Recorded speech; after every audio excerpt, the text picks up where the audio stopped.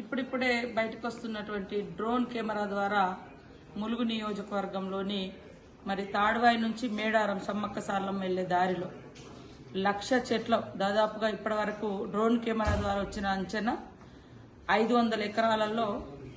78,000 చెట్లు ఆ గాలికి మొత్తం 31వ తారీఖు నాడు కురిసినటువంటి భారీ వర్షాలు మరొక రకమైనటువంటి సుడిగాలి రావడంతో 78,000 ఓన్లీ డ్రోన్ కెమెరా ద్వారా, కానీ చెట్టు నుంచి చెట్టు కౌంట్ చేస్తే అది లక్షలలో ఉండొచ్చు అనేది అనిపిస్తూ ఉంది. దీన్ని మరి టొరండో అంటే ఒక రకమైనటువంటి సుడిగాలి వీచి ఇన్ని 100 ఎకరాల్లో చెట్లు మొత్తం కూడా నష్టపోవడం జరిగింది.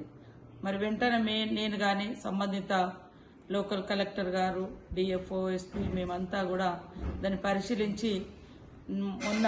ఇది ఎంత నష్టం జరిగిందో డ్రోన్ కెమెరాల ద్వారా తీయాలని ఆదేశించడంతో ఈ రోజు నిన్నటి నుంచి అవి బయటికి రావడం జరిగింది.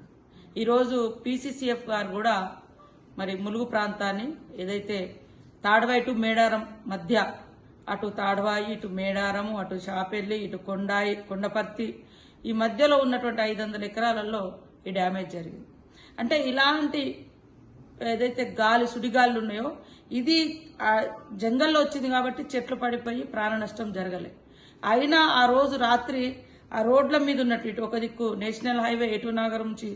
హన్మకొండ, మరి తాడువాయి నుంచి మేడారం మధ్య ఉన్నటువంటి చెట్లను కూడా స్థానికంగా ఉన్నటువంటి పోలీస్ అధికారులు, ఎస్ఐలు, సిఐలు, డిఎస్పీ, ఏఎస్పీలు, ఎస్పీ